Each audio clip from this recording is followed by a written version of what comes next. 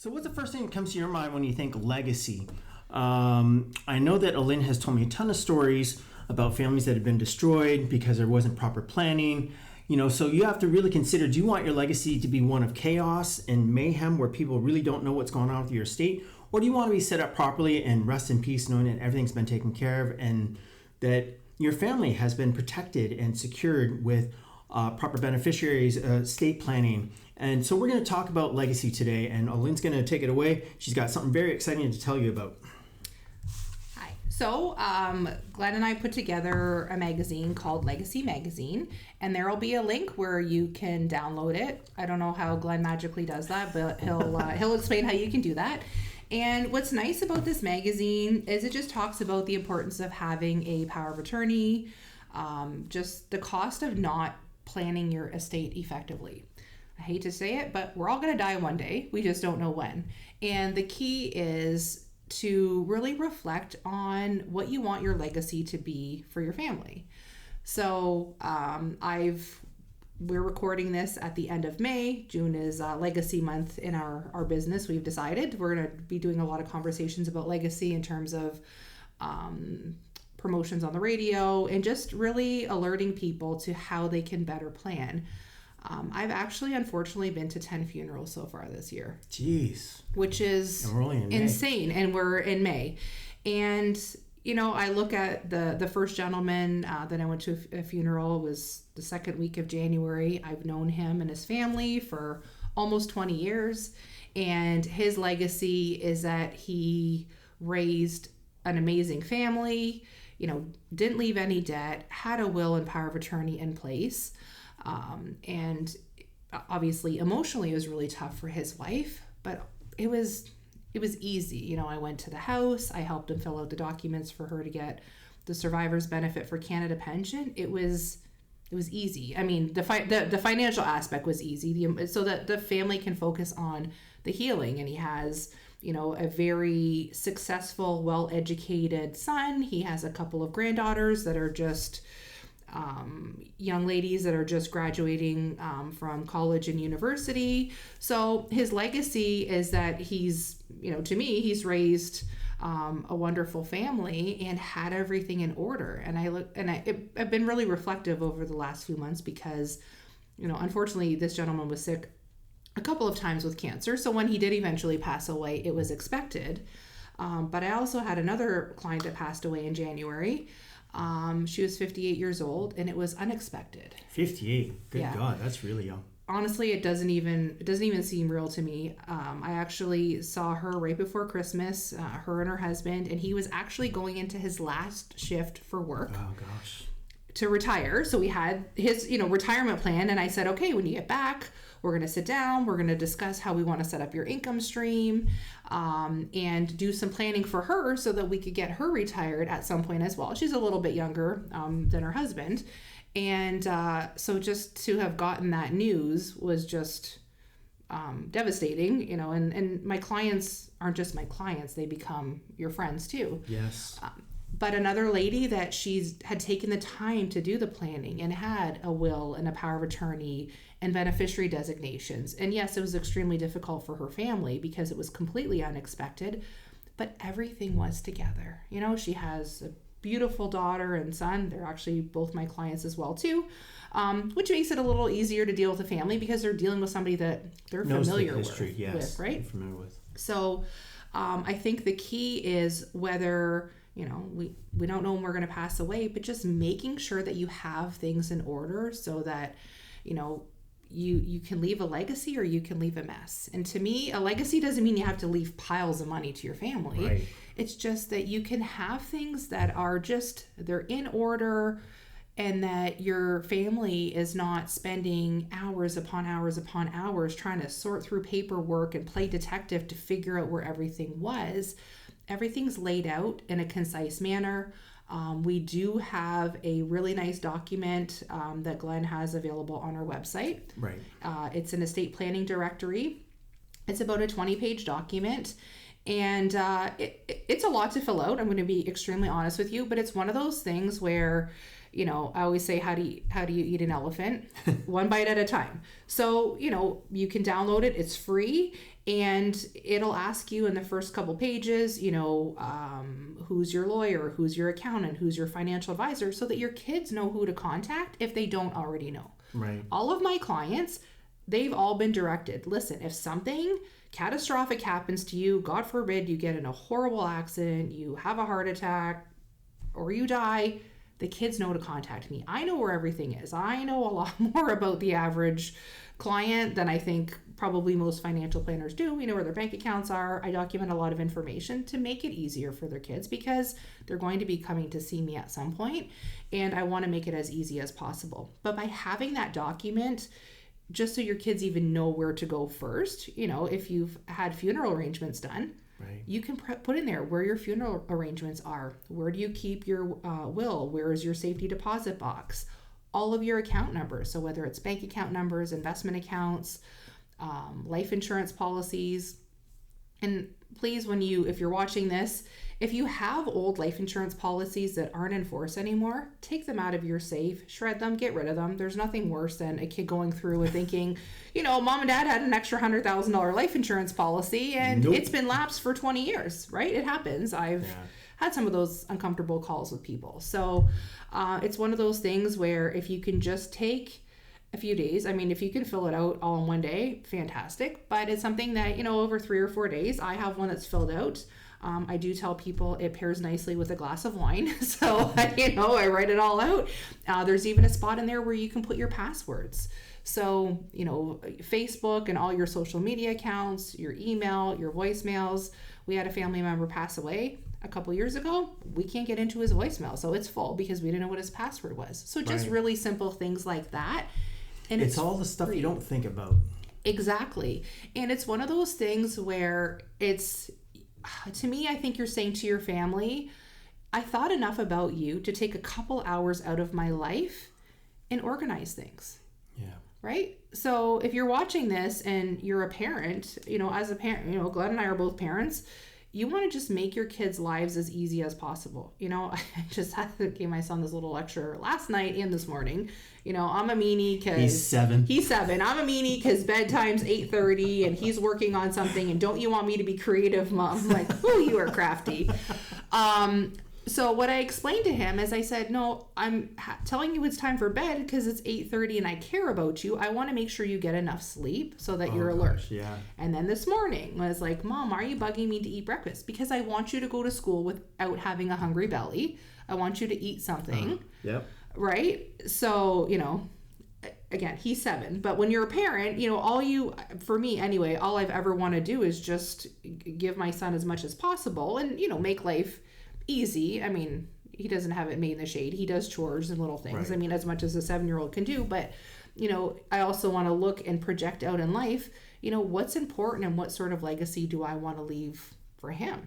I think that's so important. Actually, it's funny you're telling this story because yesterday we let my oldest daughter go for a bike ride to her friends and hang out there. It was kind of like one of the first times ever. Like, okay, you're allowed to go, take your bike, but you need to be home by 7:30. That's the expected time. And she came home at 8. Ooh. Half hour late. So I kind of... I gave her a little bit of heat. I was trying not to come down too hard on her, but she honestly had just lost track of time. And what was really upsetting is that she got really mad at herself for missing out on time. And I was trying to explain to her that I'm not mad at you. I want you to understand it's important for us that when we ask you to do something, like respect's a two-way street. If you want us to trust you, you to trust us. It's responsibility and respect go hand in hand. It's a two-way street. So, the next time if we say what time you need to be home, you have to respect the rule, So she wasn't too happy with herself, but I tried to make amends before she went to bed, explain that I'm not mad at you. It's just we can get worried about you if we don't know where you're at, and if you're late and if nobody can find you, because I don't allow my kids to have cell phones. So, we're not one of those people that like track our kids and need to know where they are 24/7. I was maybe 8 or 9 years old. I was walking to the corner store and buying cigarettes back in those days. For yourself or your parents? No, for my parents. And that's the way it went though, right? Yeah. So different. Like we want to give that liberty, we want to give that freedom, we want to give them that autonomy, as young, as older kids entering into young adulthood, right? Mm-hmm. So yeah, I felt a little bit bad, but I tried to explain to my wife, I don't think I came down too hard on her. Like I didn't yell, and I told her I'm not mad at you. You have to respect like the rules that are laid out. And so anyway, it's parenting is tough. For sure. But part of your legacy is that you want to be a good dad and you want to raise good kids, right? That can be part of your legacy. Legacy can be leaving money to your family, but legacy can just be leaving things organized. Legacy can be that you've created a great family unit. So when, the matriarch or the patriarch or the family dies, your kids still get together for, Christmases and birthdays and any other family functions that you have. I think that's a real way to show that you've created legacy too. It doesn't have to be all about money. I've shared the story in the past. My grandfather unfortunately died very unexpectedly. He had a heart attack and passed away in 1997, and I was turning 17 that year, and I was the only grandchild. And he actually put in his will, he left me $5,000. And back in 1997, as a 17-year-old, that was a lot of money. Yep. And when I look back, that helped me to buy my first car. It wasn't the dollar amount. It's the fact that he sat down with a lawyer and said, this is my only grandchild. I would like to leave her $5,000. The fact that he thought enough to put my name in there and leave me money, to me, that was special. And I'm almost 45 now. So, this is, this happens a long time ago. Yeah. And I probably tell that story once or twice a week because clients come in and we're talking about, whether they should give money to their children while they're still living, or, my grandfather, I don't think expected to pass away at the age that he did, but he had everything in order, which I think is important. The other thing is, my grandfather was one of those people that he paid cash for everything. Like you saved for a car, and he really instilled that. And legacy could just be having values that you share with your family, and then you watch your family follow in your footsteps. Right. So I've always, taken a lot of that to heart. And, part of why I put money into saving so much is that my grandfather really drilled that into everyone's heads in the family, is that you need to save. You need to save for a rainy day, and you need to save for fun things too. So I think that's something that can be a legacy for you as well too, is what sort of values you share with your family and you instill. I think that is really important. And when you're talking about, I was just remembering some funerals that I had been to, and however tragic it is to say goodbye and however sad it is, sometimes when you look at the life that a person has led, and I mean, if there's hundreds of people that come to the funeral, and then you hear all of these stories that you weren't aware of, like, and the lives that they've touched, to me, it's really about living a good life. And that's a legacy, and the people that you touch, and I find it hard to be sad sometimes at funerals, because I think, man, they lived a good life. They lived a good life. They've influenced a lot of people. They've made a difference to a lot of people. They've had a huge impact. I mean, you're going to never see their names on the front of a magazine or on a TV series, but they mattered. And to me, that's the legacy. And then their legacy carries on in their kids and the people that they had an effect on while they were here. So as you were saying, like, legacy doesn't have to be about leaving a ton of money to somebody, but how you affected somebody and how you taught them how to treat other people. Right. So yeah, I've been to funerals where you have to wait over an hour to go and see the grieving spouse or children. It's like, okay, this is somebody that was a good person, that was well respected, that you have so many people there to see them. Yeah. My father-in-law passed away 2 years ago, and we did a 4-hour visitation in the funeral. My mother-in-law wanted to do it all in one day. I was like, holy cow, I had no idea he knew this many people. It's amazing. I knew he had a lot of friends and knew a lot of people, and he had retired from Chrysler in 2001, and there were guys that just kept coming up, and yeah, I worked with Marcel, and he was a great guy, and they were in car clubs, and it was just, right. In hindsight, like, we should have had we probably should have done a 2-day visitation, because there wasn't enough time to talk to people, because there were so many people. And then from when he had passed away to when he had the arrangements, a few weeks later, people were like, oh, we wish we had known. We didn't see the obituary. We would have come. So, right. I think that's a really that's a measure too of just for him what an amazing guy he was, of just the number of people that came to pay their respects. So I remember I went to my uncle's funeral. This is a number of years ago, but they lived in the States, so we didn't get a chance to see them too often. It was, like the family get-togethers or whatever. And I remember going to his funeral and talking to some people that had gone on a bunch of mission trips with him to all these different parts of the world. And I remember talking to my cousin saying, I had no idea. I had no idea that he was so involved with his church and going on to all these mission trips to help build schools and different things to all these different parts of the countries across the world. I was just blown away by that. And so all these people were coming, reminiscing, offering thanks and condolences. And I was like, wow, I had no idea. And you never know. It's too bad you find that stuff out after the fact too, right? Because what a neat person that would be to talk to about. Yeah.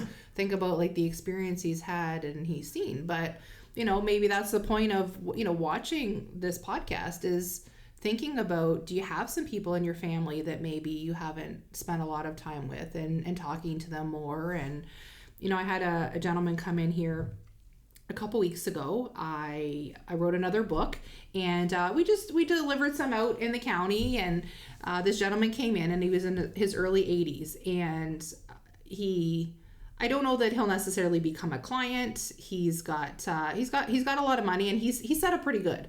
And so I'm the first person to say, hey, if your plan is good, then keep it the way it is. But he said, I had to meet the lady that dropped off the book in the gold envelope. We have these gold envelopes. That's great. But this gentleman had come from Europe in the 60s, and he was given $10. And he was in Quebec, and his wife was in Ontario, and they were apart for 4 months. And he worked and he worked and he worked. And he grew this, he had a business and grew this amazing business. And here this man is worth $6-7 million. But he was just the most interesting person. And I could have listened to him talk all day, and he was just telling me how, again, he came to Canada and he had $10, and he had just he's just created this amazing business. I'm not going to share with you what he does for confidentiality, but he has 3 kids, and he's been giving his kids money now so he can watch them enjoy it. So kids have beautiful homes amazing. That are paid for. His one daughter's got some health issues. She just went on a very elaborate Caribbean vacation, courtesy of dad. But hey, why not? Right? That was a legacy. So, but just to hear this man about his work ethic and how much he would have had to work, and sacrificing being away from his wife for 4 months while right. They were in separate places while he was working, and he didn't speak any English too. That's a whole other thing, was that when he came to Canada he had to learn how to speak English. And we had a great almost hour conversation. I couldn't kick this guy out of my office. I just kept wanting to hear more and more about him. And I thought, wow, what an amazing person. And like I said, I don't think that he's going to become a client, because, the person that he's working with had done a phenomenal job, and he's in his 80s. I don't want to mess with that. But just hearing the incredible stories, sometimes the most memorable, coffee visits I have are with people that are in their 70s and 80s and older, and they've had so much life experience that, sit those people down in your family. And yeah, I remember hearing sometime about interviewing your grandparents if they're still around, and if you have the opportunity, ask them all the questions about what was the first job that they had, what was the first car that they drove, where did they learn how to drive a car. My wife's aunt just recently found out that their father, so my wife's grandfather's uncle, was part of the I try to get this correct, the British Air Force. Wow. Yeah. So we're trying to figure out whether he was an actual pilot that flew during World War II and stuff. So it's all this stuff. And the family over here in Canada, that's not in England, we were all shocked about it because none of us knew, right, that we had a relative that actually was a fighter pilot. So it's amazing. It's fascinating, the history that you're going to find out when you talk to the old people. And the thing, too, is that the old people are dying to share their stories and have people listen to them. Absolutely. Yes. So if you have your grandparents, or if you have an elderly parents, just have conversations with them. Bring your cameras, prop it up, and interview them. I love talking to my wife's dad who grew up on a farm, and he tells all these stories about like these horses and stuff and how they had attitudes and how they had to get up as kids and take care of all the farm animals and then get out to the farm and work all day long, like hard labor as children. You know? But that's the way it was. And then how his mother used to go out with a shotgun during the maple season, because they came from Quebec, and they had like I think it was like 200 trees that were all maple trees. So she had to go and hook up all of these things to draw the maple out of the tree. But she would go out there and stay in this little hut that had a huge fire and stir the syrup, right? But she had a huge shotgun with her in case bears came around. That's crazy. Wow. Yeah, so you learn all these stories and all these fascinating facts, and you're like, wow, it's incredible. Cool. It's really... I love my grandma will share stories about how much things used to cost. And my son just looks like, what? You could go to the movies for a nickel, or you could buy, and just, so that's, he's learned about inflation. He understands, my grandmother tells the cost of her first house, that house that, that you bought from us. So, she built a house in 1968 for $40,000. Wow. Houses in that neighborhood are going for $600,000 now. So just explaining, so it's nice if you have younger people that can listen as well too. Because my son, normally he'd be like, off doing his own thing, but he was actually pretty intrigued listening to stories about how much things cost, because to them it's just it's so foreign, it's so unbelievable. So those are fun stories to share too.